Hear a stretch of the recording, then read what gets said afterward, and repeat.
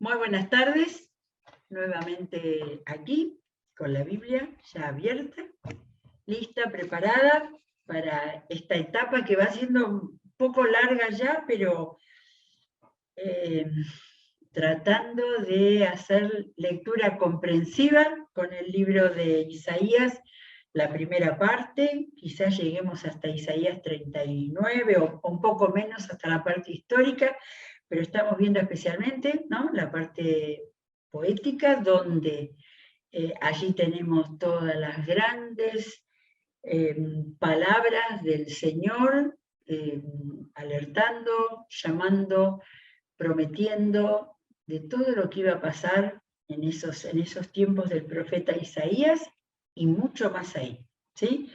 De manera que hemos leído los últimos capítulos con, como siempre, palabras del Señor de denuncia, de anuncio de lo que iba a pasar, siempre alguna palabra de esperanza. Eso es realmente, palabra de esperanza, de decir, pero si hay cambio, eso lo vamos a encontrar hoy también muy, muy claro, donde Dios usa la palabra arrepiéntanse. Y entonces un futuro diferente, una esperanza, pero bueno, en medio de eso estaban el mismo pueblo de Dios, al cual Dios le hablaba duramente, y los otros, el imperio asirio, Egipto, bueno, tenemos de todo. Por eso es tan importante el trasfondo, que uno, sin hacer un gran estudio, simplemente un trasfondo que nos permita reconocer a quién le está hablando el Señor y más o menos lo que va pasando, ¿sí?, para poder entender a quién se dirigen las palabras. Bueno, llegamos al capítulo 30 y tengo marcado el final del capítulo 29, donde Dios hace una promesa muy interesante. Los de espíritu extraviado recibirán entendimiento. O sea, Dios quiere y puede también cambiar el entendimiento de aquellos que se han dado vuelta. Y la segunda parte, siempre o muchísimos versículos que son así paralelos, y en este caso también, en el mismo sentido, dice, y los murmuradores aceptarán ser instruidos.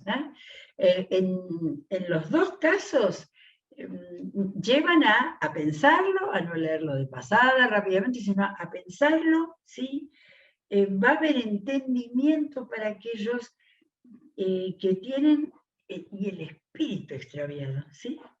De manera que yo quiero pensar aquellos que no están reconociendo a Dios, aquellos que no están viendo la obra de Dios, aquellos que no dejan de ser impactados por la palabra de Dios también. Y lo otro, los murmuradores aceptarán ser instruidos, porque en los dos casos está fallando el entendimiento y la falta de instrucción, ¿sí? Y como si yo dijera, los murmuradores son ignorantes, pero el cambio que Dios propone y que Dios quiere hacer es que aquellos que murmuran, que hablan en contra, estamos recibiendo en este tiempo mucho de eso, abiertamente contra la familia, que es la base del cristianismo, y sobre todo lo que sea algo que venga de Dios, que venga de la religión bien entendida, está siendo cuestionada, tratada de conservadora, con un montón de adjetivos que no son justos y que pareciera, es una lectura actualizada la que estoy haciendo, pero pareciera que Dios en Isaías 29:34 llama los murmuradores, que necesitan ser instruidos, porque no saben, están hablando porque no saben. Capítulo 30 tiene de subtítulo Ay de la nación obstinada. Y hay unas palabras. El Señor ha dictado esta sentencia. Muchas de las profecías son sentencias del Señor. Y entonces, ¿a quién vamos a prestar atención? ¿A quién se dirige? Ay de los hijos rebeldes que ejecutan planes que no son míos, que hacen alianzas contrarias a mi espíritu, que amontonan pecado sobre pecado. Sin el contexto histórico, eso lo podemos tomar, ¿no? Ay, qué terrible que no se dé en la iglesia del Señor, que ejecutan planes que no son míos, ¿sí? Pero esto es aquellos que están totalmente en contra de Dios, porque dice que hacen alianzas contrarias a mi espíritu. Y acá los traductores han puesto espíritu con mayúscula, ¿sí? Que amontonan pecado sobre pecado. Y en el versículo 3 ya lo ubica históricamente, que bajan a Egipto sin consultarme, que se acogen a la protección de Faraón y se refugian bajo la sombra de Egipto. La protección de Faraón será su vergüenza. El refugiarse bajo la sombra de Egipto, su humillación. Cuando vino, ahora, esto, Isaías está profetizando del tiempo, ¿sí? Cuando esté, no el imperio asirio, el imperio babilónico, cuando esté a las puertas de Jerusalén y cuando ya se ha llevado la primera camada de exiliados y el resto que quedaba empezó a huir hacia Egipto. Profecía total, donde la está enunciando el profeta Isaías porque el Señor se la dio y sabe que va a haber momentos, quizás también con los asirios hubo huidas a Egipto, eso no lo recuerdo, pero la protección de Faraón será su vergüenza. Estoy leyendo el versículo 3, son versículos larguísimos.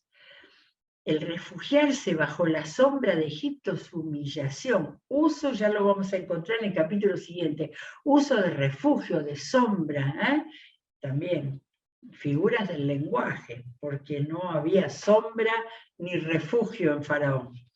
Aunque en Zoán tengan funcionarios y a Janés hayan llegado sus mensajeros, todos quedarán avergonzados por culpa de un pueblo que les resulta inútil, que no les brinda ninguna ayuda ni provecho, sino solo vergüenza y frustración. ¿Sí? Dos lugares ahí, dice que Zoán está mencionado en forma irónica. Bueno, y en el 6 viene después, por suerte con subtítulo para entenderlo, pero dentro del texto bíblico, el versículo 6, esta es la sentencia que se ha dictado contra los animales del Negev. Negev era el desierto sur del país de Israel y Judá. El desierto sur. Una sentencia contra los animales. ¿Por qué? Por tierra de dificultades y angustias, de leones y leonas, de víboras y serpientes voladoras, llevan ellos a lomo de burro las riquezas de esa nación inútil y sus tesoros a lomo de camello. Los que huían para Egipto tenían que pasar por el Negev. Y dice que llevaban las riquezas de esa nación inútil, la propia o donde iban, pero donde iban, dice, la ayuda de Egipto no sirve para nada.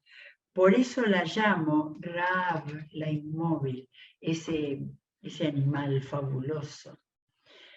Anda pues delante de ellos, le dice al profeta Dios, y grábalo en una tablilla, escríbelo en un rollo de cuero. Esa era la palabra que va a ser la Biblia luego, para que en los días venideros quede como un testimonio eterno. Porque este es un pueblo rebelde, son hijos engañosos, hijos que no quieren escuchar la enseñanza del Señor. A los videntes le dicen no tengan más visiones y a los profetas no nos sigan profetizando la verdad. Díganos cosas agradables, profeticen ilusiones, apártanse del camino, retírense de esta senda y dejen de enfrentarnos con el Santo de Israel. Esa era representación, acá no es una figura, pero acá Dios está diciendo que eso es lo que son, eso es lo que hacen, rechazan toda la profecía. Llama profetas, videntes, a todos los que tenían palabra de Dios. Y acá, esto el profeta estaba diciendo lo que Dios dijo.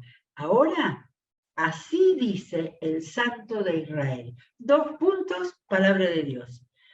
Ustedes han rechazado esta palabra, han confiado en la opresión y en la perversidad y se han apoyado en ellas. Por eso su iniquidad se alzará frente a ustedes. Y acá notamos que la iniquidad aparece como una persona. Esto es antropomorfismo, ¿no? Hacer que lo que no es un ser, como en Proverbios habla de la sabiduría, varios capítulos hablando como si la sabiduría fuera una señora. Acá la iniquidad, fíjense, se alzará frente a ustedes, comparación, como un muro alto y agrietado a punto de derrumbarse.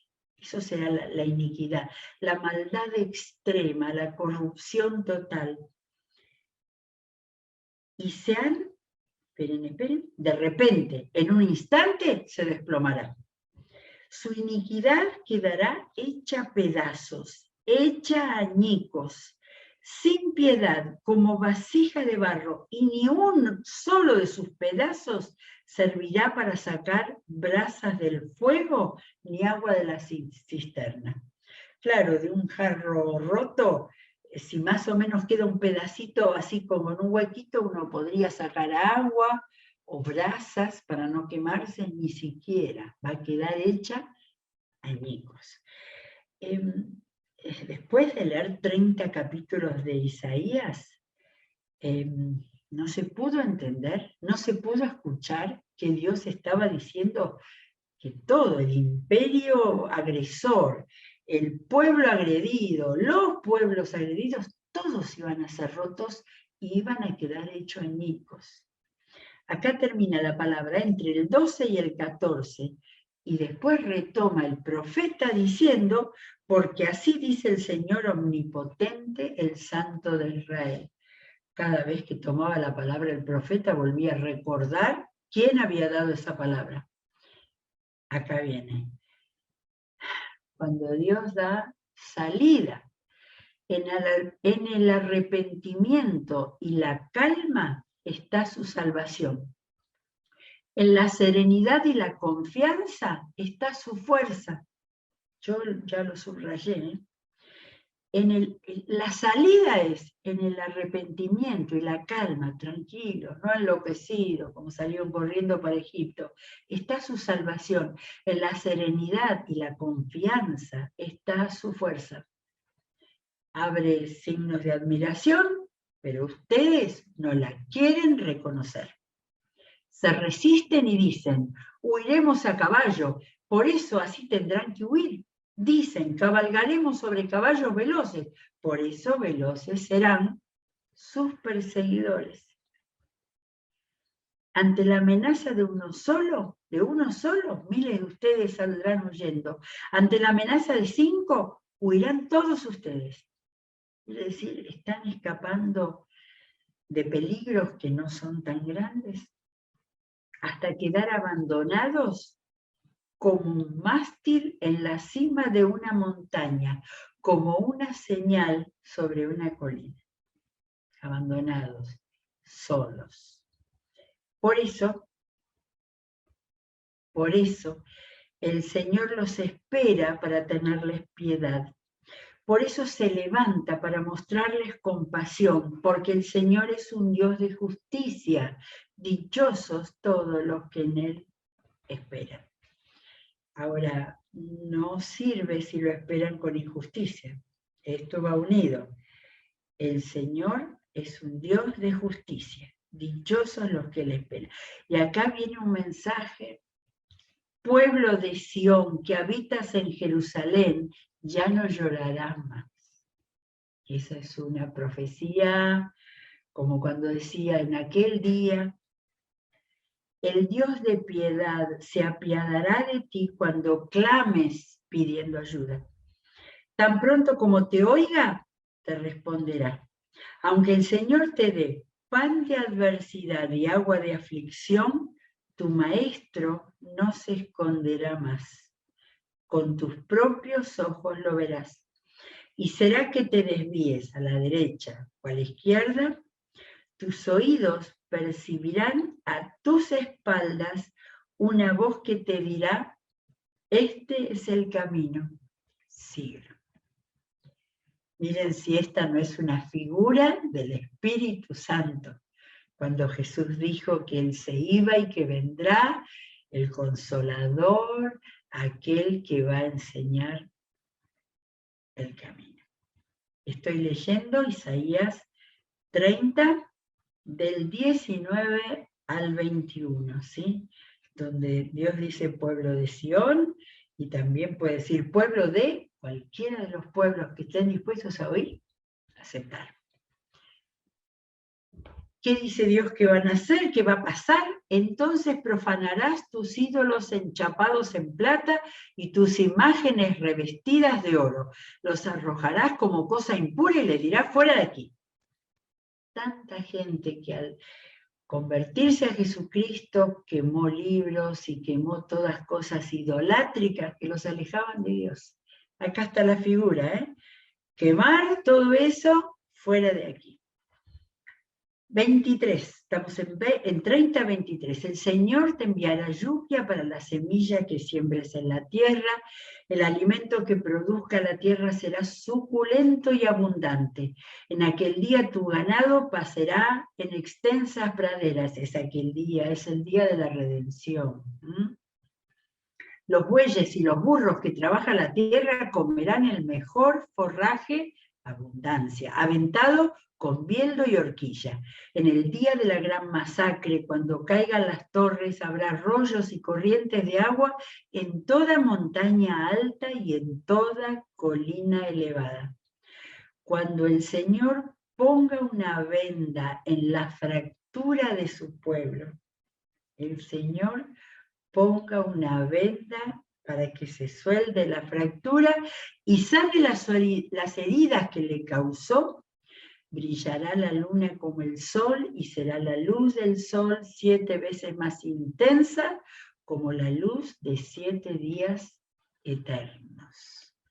Fíjense qué relación con los 7 días de la creación. Y esto parece ser una lectura del Apocalipsis, de la relación final, de aquel día que el pueblo de Israel y de Judá lo había recibido de los profetas. En aquel día, acá lo está poniendo Isaías en el capítulo 30. Y el final del capítulo 30 es lo que se llama una teofanía, como una manifestación de una aparición del Señor. Y así la relata Isaías. Miren, el nombre del Señor viene de lejos con ardiente ira y densa humareda. Sus labios están llenos de furor, su lengua es como un fuego consumidor, su aliento es cual torrente desbordado que llega hasta el cuello, para zarandear a las naciones en la zaranda destructora. Pone en las quijadas de los pueblos un freno que los desvía. Ustedes cantarán como en noche de fiesta solemne, su corazón se alegrará como cuando uno sube con flautas a la montaña del Señor, a la roca de Israel, para todos los que siguen de fiesta en fiesta, como decía en capítulos anteriores, y no se daban cuenta que el Señor estaba bajando el pulgar, ¿no? Como decimos nosotros comúnmente. El Señor hará oír su majestuosa voz y descargará su brazo con rugiente ira y llama de fuego consumidor, con aguacero, tormenta y granizo. ¿Contra quién es esto ahora? Porque hace poco hablaba de Jerusalén, pero ahora volvimos atrás. La voz del Señor quebrantará a Siria, al imperio asirio. La golpeará con su bastón. Cada golpe que el Señor descargue sobre ella con su vara de castigo será al son de panderos y de arpas. Agitando su brazo peleará contra ellos. Porque Tofet está preparada desde hace tiempo y está dispuesta incluso para el rey. Se ha hecho una pira de fuego profunda y ancha, con abundancia de fuego y leña. El soplo del Señor la encenderá como un torrente de azufre ardiente. Tofet era un lugar situado en las afueras de Jerusalén, donde eran sacrificados los niños a Moloch. Eran las horribles cosas de dioses como Moloch, que de lo peor, ¿sí? Tofet está preparada desde hace tiempo.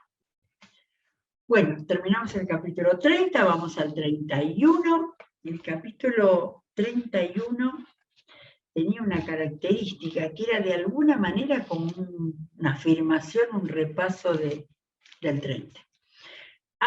Volvemos a tener un ay, hacía varios capítulos que no teníamos, ay de los que descienden a Egipto, ven que vuelve otra vez con Egipto, descienden a Egipto en busca de ayuda, de los que se apoyan en la caballería, de los que confían en la multitud de sus carros de guerra y en la gran fuerza de sus jinetes, pero no toman en cuenta al Santo de Israel ni buscan al Señor. Sin embargo, el Señor es también sabio y traerá calamidad y no se retractará de sus palabras. ¿Por qué dice sabio? ¿Sabio será porque lo que ha prometido lo hará? Levantará contra la dinastía de los malvados y contra los que ayudan a los malhechores. Los egipcios, en cambio, eso le está hablando, miren, buenamente al pueblo. Los egipcios, en cambio, son hombres y no dioses. Sus caballos son carne y no espíritu.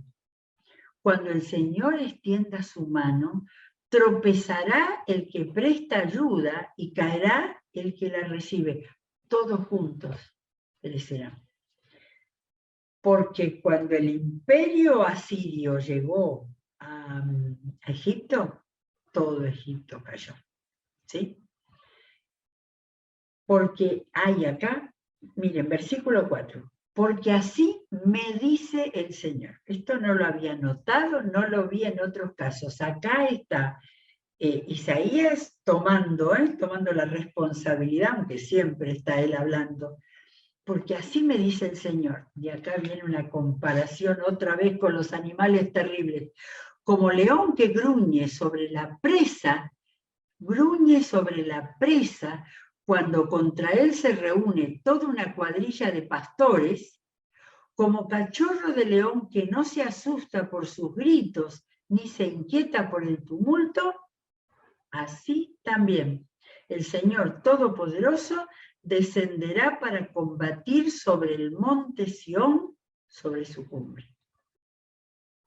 El Señor siempre habla de que va a defender Jerusalén. Sin embargo, no pudo hacerlo. No pudo no porque no quiso, sino porque el pueblo siguió rebelde. Y vuelven otra vez otras comparaciones con animales. Como aves que revolotean sobre el nido, así también el Señor Todopoderoso protegerá a Jerusalén. Acá viene palabra de protección. La protegerá y la librará, la defenderá y la rescatará. Eso no sé cuándo se produjo, pero Dios estaba, todo este tiempo Él está hablando contra el imperio, contra la caída de Israel por el imperio asirio. Y el imperio asirio, antes que llegara a Babilonia, también se acercó e intentó a Judá, ¿sí? De manera que ahora entiendo que la profecía se está refiriendo a el intento del imperio asirio de llegar hasta Jerusalén. Y todavía la maldad no había rebalsado. El haber desobedecido al Señor no había rebalsado, todavía faltaba, y todavía el Señor la protegerá, la librará, la defenderá y la rescatará. Israelitas, vuélvanse a aquel contra quien ustedes se han rebelado tan abiertamente.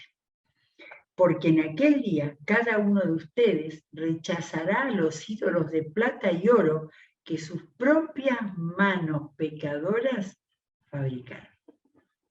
O sea, el Dios que aparece hablando es el Dios que se muestra, que sabe todo lo que han hecho, que conoce sus pensamientos y sus acciones. Y sus acciones de hacer ídolos de plata y oro era de lo peor que habían para ofender al Señor.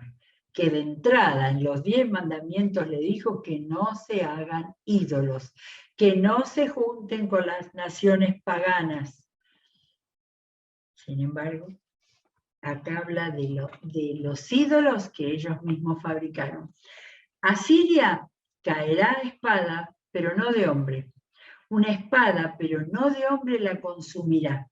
Huirá para escapar de la espada y sus jóvenes serán sometidos a trabajos forzados.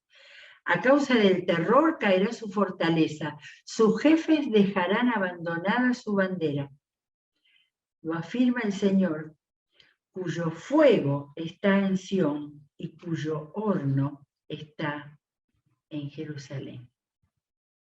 Asiria caerá a espada, dice el versículo 8, pero no de hombre, una espada, pero no de hombre la consumirá.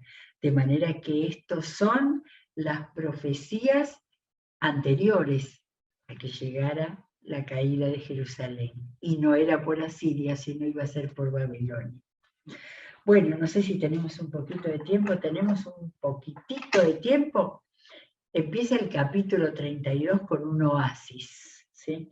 Un oasis de cuando el Señor empieza a decir cosas positivas, de esperanza.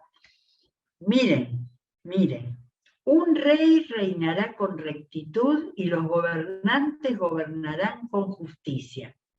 Cada uno será como un refugio contra el viento, como un resguardo contra la tormenta, como arroyos de agua en tierra seca, como la sombra de un peñasco en el desierto. A mí me resuenan todavía los versículos en este mismo sentido del capítulo 25, que es muy conocido, que es más conocido que este. 25:4, porque tú has sido en su angustia un baluarte para el desvalido, un refugio para el necesitado, un resguardo contra la tormenta, una sombra contra el calor. De acá que decía, cada uno será como un refugio contra el viento, como un resguardo contra la tormenta, como arroyos de agua en tierra seca, como la sombra de un peñasco en el desierto. Si el Señor usaba todo este vocabulario, todas estas figuras de comparaciones con toda la naturaleza que los rodeaba, ¿no es cierto? No son tanto como para los urbanos, los que vivimos entre edificios.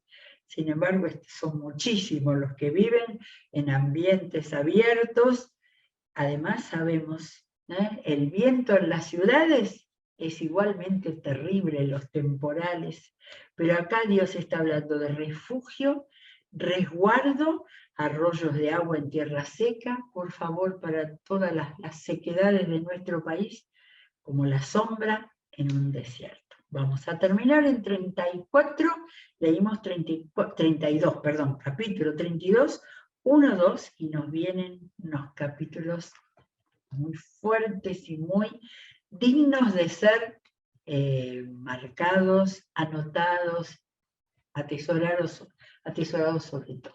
Muy bien, terminamos, hemos visto 31, 30, 31 y principios del 32. Que Dios los bendiga con esta palabra atesorada, ¿sí? Atesorada cada uno desde la Biblia al corazón. Seguimos ahora orando, intercediendo y nos encontraremos mañana. Que Dios los bendiga.